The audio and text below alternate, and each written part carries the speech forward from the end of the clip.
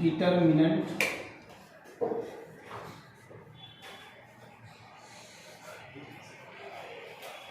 Determinants.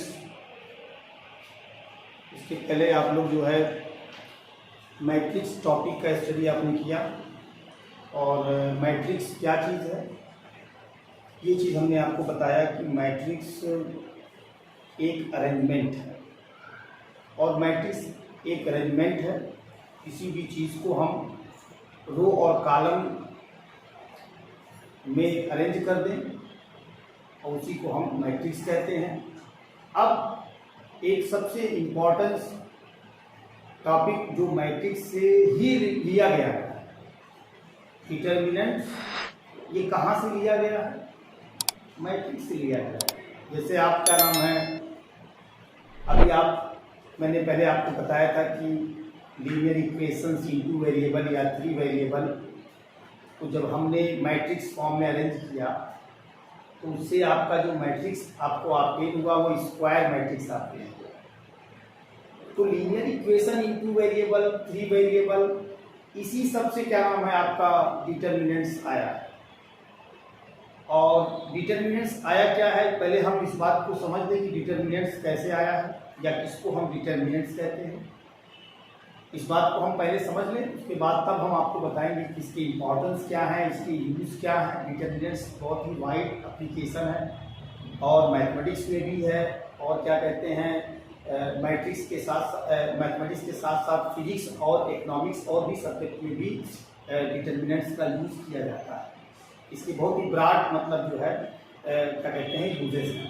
ठीक है, तो सबसे पहले हम आपको समझते हैं कि मैट्रिक्स डिटर्मिनेंट्स क्या है, उसके बारे में जानते हैं। देखिए, हम इसमें इक्वेशन लेते हैं a1x b1y equal c1, equation 1 है। लीनियर इक्वेशन इनटू वेरिएबल, तो linear equation into variable a2x plus b2y बराबर c2, इक्वेशन नंबर 2 आ गया।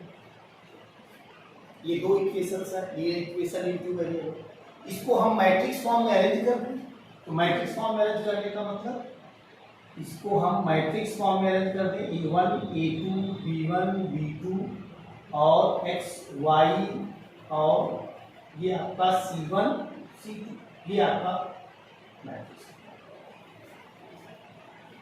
हमने इसको मैट्रिक्स फॉर्म में अरेंज किया। आप लोग आईसीएसई बोर्ड के स्टूडेंट हैं, क्लास 10th में भी आप लोगों ने इस तरह के क्वेश्चंस को सॉल्व किया है, इस तरह के फॉर्मेट को आपने सॉल्व किया है। इस तरह के फॉर्मेट को सॉल्व करने के लिए आप उसका मल्टीप्लाई कर दीजिए और उसके बाद कंपेयरिंग बोथ साइड्स डिफाइन करिए। क्या लगा? तो अब हम डिटर्मिनेंट्स के बारे में आपको बताने जा रहे हैं। अब यहाँ पे सबसे पहले इस बात को हम यहाँ डिस्कस कर रहे हैं, लीनियर इक्वेशन 2 वेरिएबल या 3 वेरिएबल। ये आपने एग्जांपल लिया लीनियर इक्वेशन 2 वेरिएबल, ठीक है। अब linear equation 2 variable, linear equation 2 variable के बारे में, इसके सॉल्यूशन के बारे में बैक क्लास में आप पढ़ चुके हैं। क्या कि लीनियर इक्वेशंस में अगर हम इसका हम लीनियर इक्वेशन 2 वेरिएबल का अगर हम ग्राफ बनाते हैं तो दो ग्राफ बनेगा।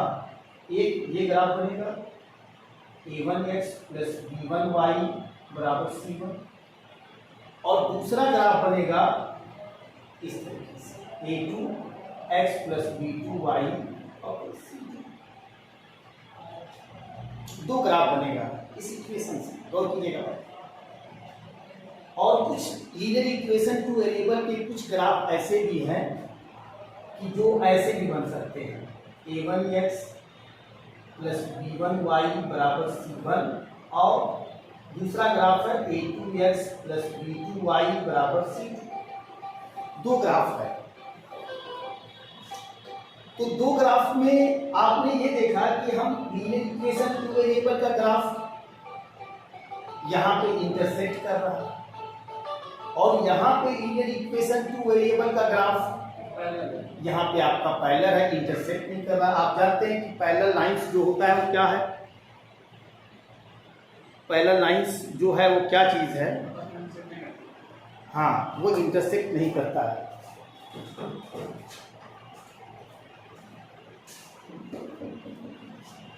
पैरेलल लाइंस जो है आपको मतलब जो है वो इंटरसेक्ट नहीं करता। अब यहाँ पे एक इंपॉर्टेंट पॉइंट है कि अगर इंटरसेक्ट कर रहा है तो इसका मतलब ये हुआ,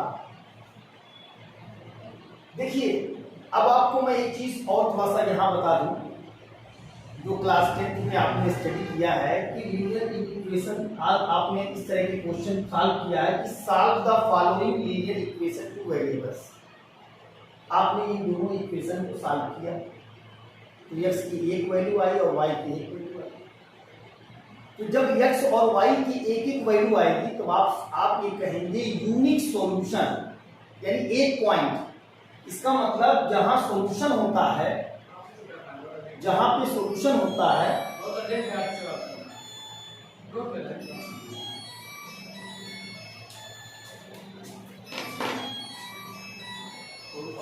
हाँ हेलो ना, अरे भाई थोड़ा सा हमारे पास और भी तो क्लास है ना, आप जान ही रहे सर। मैं इस वक्त हमारी जूनियर सेक्शन की टीचर भी नहीं है, तो ये जान लीजिए थोड़ा सा हमारे लिए दिक्कत है सर। अब अभी हम पढ़ा रहे हैं, अभी आप मान के चलिए आधी घंटा बाद आइए, 2:45 तक आ जाइए।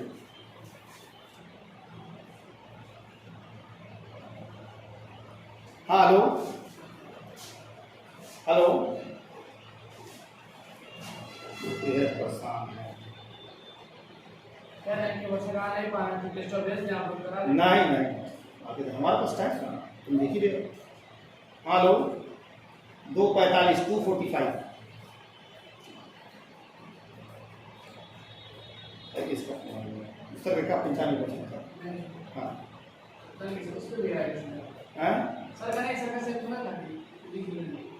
अरे यार मुझे साइलेंट कर दो, अगर साइलेंट कर देंगे तो बहुत डिस्टर्ब करेगा।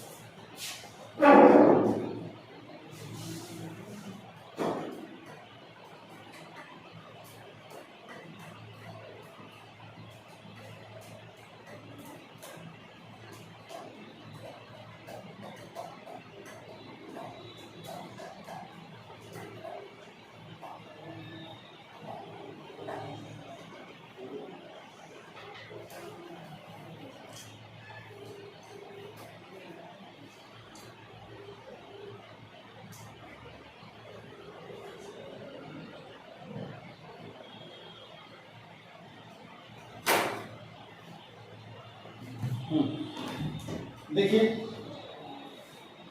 तो हमने क्या बताया कि लीनियर इक्वेशन इनटू वेरिएबल को, अभी हमने आपको बताया इसके सॉल्यूशन पर डिस्कस किया। मैंने कहा क्लास 10 में आप लोगों ने ये चीज पढ़ा है कि लीनियर इक्वेशन टू वेरिएबल का सॉल्यूशन में आपने देखा कि x की वैल्यू आई, y की वैल्यू आई, 1 वैल्यू फाइंड कर, उसको बोलते हैं यूनिक सॉल्यूशन। यानी जब आप उसका ग्राफ बनाएंगे, तो एक सिंगल पॉइंट पे, और कीजिए बात को, एक सिंगल पॉइंट पे यहाँ पे इंटरसेक्ट करेगा, और यही सिंगल पॉइंट का जो कोऑर्डिनेट होगा वही एक्स वाई की वैल्यू आएगी, और उसी को हम कहते हैं, उस सॉल्यूशन को हम क्या कहेंगे, ये जो एक्स वाई की वैल्यू आएगी इसको बोलेंगे unique solution. Unique solution, unique solution. अगर आप लीनियर इक्वेशन को ग्राफ बनाते हैं, इंटरसेक्ट करता है, तो वो सिंगल पॉइंट का जो आंसर आएगा एक सिंगल पॉइंट आएगा, इंटरसेक्शन पॉइंट एक सिंगल होगा, और उसका जो एक्स वाई की वैल्यू होगा, जो कोऑर्डिनेट होगा, that is unique solution of linear equation of variable. ठीक है। और आपने देखा इस, अगर मान लीजिए कुछ ऐसे लीनियर इक्वेशन टू वेरिएबल है जो आपका क्या कहते हैं, दूसरा लीनियर इक्वेशन टू वेरिएबल है जो आपका पैरेलल लाइंस है, तो पैरेलल लाइंस आप जानते हैं कि पैरेलल लाइंस किसी भी पॉइंट पे जाके मिलता ही नहीं है। इसका मतलब अगर कोई कहे इंटरसेक्शन पॉइंट यहाँ है ही नहीं, तो अब ऐसे केसेस में, इस दोनों के केसेस में आपका क्या होगा, नो सॉल्यूशन। No solution. आपने कहा कि सॉल्यूशन कहाँ होता है, जब दो lines, if two parallel lines intersect at A point, then that point है ना, that point is the unique solution of the linear equation of two variable intersection point. If two parallel lines never meet at any point, किसी भी point पे वो नहीं मिलेगा, कोई intersection point नहीं आएगा, नो इंटरसेक्शन पॉइंट, इसलिए इसका नो सॉल्यूशन। तो आपको आप ग्राफ को ड्रा करने में, अब आप इसे समझिए, मैं बता रहा हूँ, आप कहीं ग्राफ के एक ग्राफ लोगे, एक इक्वेशन लोगे, उसके 3 पॉइंट निकालोगे, 3 कोऑर्डिनेट फाइंड करोगे, 3 को सेलेक्ट करोगे, लाइन ड्रा करोगे, तब आपको पता चलेगा कि ये यूनिक सॉल्यूशन है कि आप ग्राफ ड्रा करके ही तो बता पाओगे। आपको मैं एक ऐसा सिस्टम बता दूंगा, इसी सिस्टम को डिटरमिनेंट्स बहुत ही सेकंडों में आप बता सकते हैं कि क्या नाम है, डिटरमिनेंट्स की मदद से सेकंडों में आप बता सकते हैं कि ये यूनिक सॉल्यूशन है कि ये नो सॉल्यूशन। सेकंड नहीं समझ गए? सेकंडों में आप बता सकते हैं। कैसे? जरा गौर कीजिए बात को। मैं आप किसी मैट्रिक्स को डिटरमिनेंट बना रहा हूं, मैंने कहा A1 A2 B1 B2, अब एक मैट्रिक्स हमने लिया और इस मैट्रिक्स को हमने इसका मल्टीप्लाई किया, A1 B2 minus A2 B1, ये नंबर हमने इस मैट्रिक्स से लिया। और अगर ये नंबर हमने जब इस इक्वेशंस का ये नंबर फाइंड किया, अगर वो 0 के इक्वल नहीं, अगर ये नंबर जो हमने आया, एक नंबर जो आया A1 B2 या A2 B1 का जो नंबर आया, अगर वो 0 के इक्वल नहीं है, linear equation of to variable has a unique solution. अगर ये 0 के इक्वल नहीं है तो हम ये कहते हैं कि ये लीनियर इक्वेशन टू वेरिएबल जो है ये इसका यूनिक सॉल्यूशन है। और अगर 0 आ गया तो हमने कहा नो सॉल्यूशन। इसका मतलब ये हुआ कि डिटरमिनेंट इज डिटरमाइन कर रहा है the system of linear equation in to variable has solution या आर हैज नो सॉल्यूशन। ये डिटरमाइन कर रहा है और ये डिटरमिनेंट डिटरमाइन कर रहा है। समझ रहा है? डिटरमिनेंट क्या कर रहा है? डिटरमाइन कर रहा है कि ये सॉल्यूशन है कि नहीं है। इसी को मैथमेटिक्स की लैंग्वेज में हम कहते हैं कंसिस्टेंट और इनकंसिस्टेंट। अगर system of linear equation two variable क्या नाम है सॉल्यूशन है तो कहेंगे दैट इज कंसिस्टेंट। अगर system of linear equation two variable has no solution that is inconsistent. आगे हम इसको डिटरमिनेंट्स में और वाइड एप्लीकेशंस हमारी करेंगे और इस पे एप्लीकेशन की कोशिश की हमारी करेंगे। तो अब आपको समझ में आ गया कि डिटरमिनेंट्स कहाँ से आया।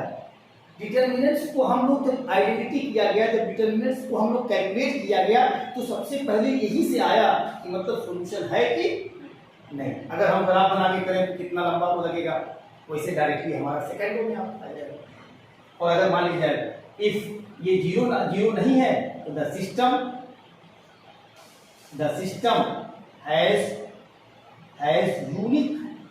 has unique solution. Otherwise A1 B2 minus A2 B1 अगर 0 है तो the system has no unique solution.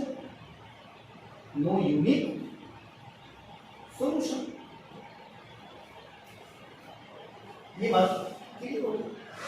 अब आपको डिटरमिनेंट्स क्या है ये बात समझ में आ गई। डिटरमिनेंट्स एक नंबर, मैट्रिक्स एक अरेंजमेंट है और डिटरमिनेंट्स उसका एक वैल्यू है। एक कैलकुलेट करके हम एक वैल्यू निकालते हैं, उसी को हम डिटरमिनेंट्स कहते हैं। बाकी मैंने आपको इसके पहले भी बता दिया डिटरमिनेंट्स जो है मैथमेटिक्स में, डिटरमिनेंट्स की हेल्प से हम मैथमेटिक्स में एरिया ऑफ ट्रायंगल फाइंड कर सकते हैं। अब आपने देखा एरिया ऑफ ट्रायंगल आप किस ब्रांच से आपने फाइंड किया। एरिया ऑफ ट्रायंगल आपने पहले फाइंड किया मेंसुरेशन से 1/2 half into 1/2 base into height. आपने हेरोल्स फार्मूला से एरिया ऑफ ट्रायंगल फाइंड किया है ना। आपने area of triangle coordinate geometry में आप फाइंड किया कि एरिया ऑफ ट्रायंगल बराबर x1 1/2 mod x1 y2 minus y3 x2 y3 minus y1 plus x3 y1 minus y2। इस तरीके से आपने एरिया कोऑर्डिनेट ज्योमेट्री में आपने फाइंड किया। अब आप चौथा ब्रांच आप जानना चाह रहे हैं मैथमेटिक्स में कि हम एरिया ऑफ ट्रायंगल जो है इसी डिटरमिनेंट्स की भी मदद से निकाल सकते हैं। ऐसे ही डिटरमिनेंट्स का और भी पार्ट एप्लीकेशंस फिजिक्स में, ऑप्टिक्स में डिटरमिनेंट्स का यूज करते हैं। आप देखिए कंजर्वेशन ऑफ एनर्जी, जो आपका रेसिस्टर ऑफ इलेक्ट्रिक एनर्जी, जो कन्वर्टर होता है, जो कन्वर्ट करते हैं इलेक्ट्रिकल एनर्जी को किसी अनदर एनर्जी में, वहां पर भी हम क्या नाम है डिटरमिनेंट्स का यूज करते हैं, है ना। कंप्यूटर साइंस में हम क्या कहते हैं, कंप्यूटर साइंस में क्या कहते हैं, इसका यूज करते हैं डिटरमिनेंट्स का।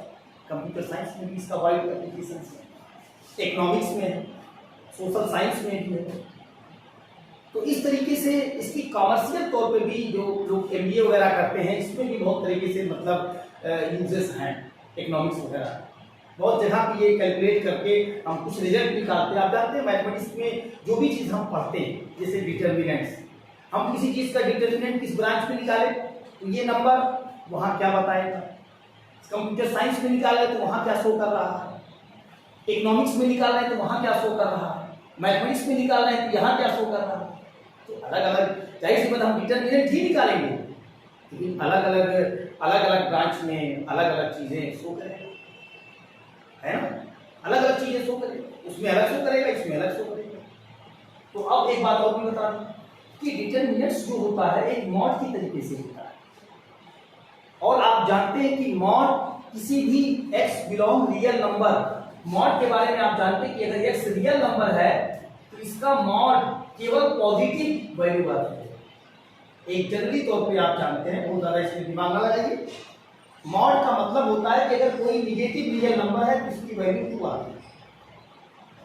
अगर कोई मतलब 1/2 है तो आप इसकी वैल्यू पॉजिटिव है, यानी मॉड किसी भी नंबर का जो होता है वो क्या होता है, एक पॉजिटिव वैल्यू रिप्रेजेंट करता है। लेकिन डिटरमिनेंट्स और मॉड एक अलग अलग चीज। आप किसी सिस्टम में डिटरमिनेंट निकालते हैं, वो नंबर क्या बताता है कि द सिस्टम ऑफ इक्वेशन का सॉल्यूशन है कि नहीं है। अगर है तो है या नहीं है, इसकी जानकारी देना पड़ता है, क्योंकि ये अलग चीज़ है। डिटरमिनेंट अलग चीज़ है और मॉड अलग चीज़ है, दोनों में फर्क है। और हमेशा एक बात हो भी जानती है कि डिटरमिनेंट्स जो होता है वो केवल स्क्वायर मैट्रिक्स में पॉसिबल है। हम जो डिटरमिनेंट्स मीन वैल्यू जो हम नंबर फाइंड करेंगे डिटरमिनेंट में, वो ओनली केवल स्क्वायर मैट्रिक्स में ही पॉसिबल है। अदरवाइज चाहे आपका रेक्टेंगुलर मैट्रिक्स हुआ या यूनिट मैट्रिक्स हुआ या अदरवाइज हम स्क्वायर मैट्रिक्स के अलावा डिटरमिनेंट्स पॉसिबल नहीं। डिटरमिनेंट्स अगर केवल है तो केवल वनली स्क्वायर मैट्रिक्स। ओके।